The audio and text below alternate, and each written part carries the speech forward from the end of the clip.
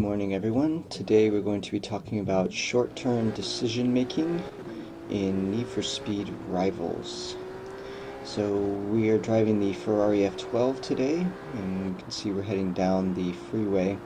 My goal here is to not use any special abilities or nitrous, and maybe get into a couple of pursuits and then escape, just using the capabilities of the vehicle. So since we like to go over misplays and things that we could do differently, here would be the first one.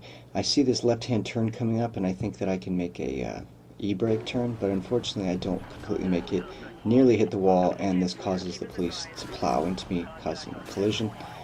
I have a choice of either turning around and going the other direction, but I think at this point the best is just go straight ahead and take the open road and see if we can't get some distance between us and these enemy vehicles. So we go over here to the left, take the on-ramp. We've got at least like 2, maybe 3 police officers following us. But the Ferrari does have great acceleration, and so we're able to pretty quickly put a sizable distance between us and them. Doing a little bit of bobbing and weaving here, going in between the vehicles. Usually this is for increasing your score as well as your nitrous, but since we're not using any nitrous, alright, so here we have another opportunity coming up. I see a opening up here on the right hand side, and with the cop right up behind me, I decide to make a right hand turn and go to the other side of the freeway to hopefully get some distance between me and him. Although it seemed to work out, at least in the short term, we have another opportunity here where I look behind me to see what's going on in a terrible position where I'm already turning, causing me to hit the wall, unpreventable when I'm not looking where I'm going. So you want to make sure that you don't look behind you except for in the most opportune of cases. So here we're continuing to cross the freeway back onto the other side and put some distance between us and the police officers that are following, going about 190 plus miles an hour here, so we've got a good amount of speed. However, this is going to be a tough turn, so we just spin it just to blow off as much momentum as we can. The escape bar is rapidly filling here, and it looks like we have escaped our first of our pursuits. Looks like we're pretty low on health from that, so we're going to go through this repair shop, make the Ferrari look all nice and pretty again. And I think that we have enough time left for one more pursuit, so we'll get back on the road here and do some wild acrobatic stuff needlessly, destroying our tires. Nearly hit the wall, and then here we'll see why you don't mess around in a very expensive car as I hit the wall. So we're gonna slow it down a little bit and try not to completely destroy the vehicle unnecessarily. So we keep heading down the street, and a police officer goes flying by us. Since that is the goal that we have currently, to start a pursuit, we turn around and make sure he can see us, and then get back on the road. Looks like we've got two officers behind us, so someone coming around the corner here. We've got a critical decision to make. Do we go left or do we go right? At this time I decided that left was the right one to go, causing me to go into the wall. I could have collided with the civilian vehicle, but I thought that hitting the wall was preferable. So to avoid getting boxed in, turn around, start heading back the same direction. So we're kind of in a dangerous situation here.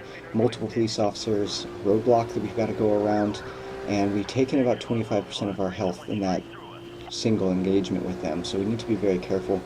These tight mountain roads are really good for kind of getting some distance if you're good at not plowing into things. But as we can see here, this Porsche is able to catch up to us. Notice the lightning bursting out around his vehicle. That is a special ability which causes tremendous damage to me if I let it hit, so I want nothing with that, and I'm going to turn around and go the opposite direction. He does not react as quickly as I do and gets left far behind. Stay here to the left, avoiding the incoming police officers, and we're heading back the same direction that we came, but I know that since this is where I was, that it's going to open up here and I'm going to get options. So I swing to the left and then go back to the right. The police officer behind me seems to hit the wall, so that gives me a little bit of distance. And here we let that Ferrari V12 really open up, and we're gaining really good distance here. It says that the pursuit is being resumed, so we have been spotted by another police officer somewhere. He's catching up from behind, We've got it pedal to the metal, rapidly approaching 200 miles an hour in our modified Ferrari here. Coming into the corner. Now this area here is a wide open desert terrain. We're going to have lots of situations in which we're going to be able to build up our speed and momentum, but trying to turn in a sandy environment is not the most safe of endeavors. So here we're out on these wide open straights again, really having the engine work for us, going over 206 miles an hour going into this corner. We have a police officer still following us, somehow keeping up. Not sure what kind of vehicle he's currently driving, but you can see him up there in the top rear view mirror. Alright, so we're continuing to go here. We've got a roadblock which we can easily go around again in this wide open terrain. It's pretty pointless. So we're continuing to build up here. We don't have many options though. The fact that we can go quick is good, but the fact that we don't have any real decisions making makes it difficult for us to avoid. So here I make a critical error. I see the repair shop and I see that I'm escaping and I think that I can get there and repair, but unfortunately the pursuit has been resumed and due to our rules I can't repair before I get out of the race. So that caused me to lose a lot of my lead by having to slam on the brakes by simply not remembering the rules. So it's pretty important that if you're the person who makes the rules, that you're also the person that remembers them, especially when people are watching. So here we avoid another roadblock and a spike strip, having to drive through the fence posts to get there. I guess the better of two not so good options.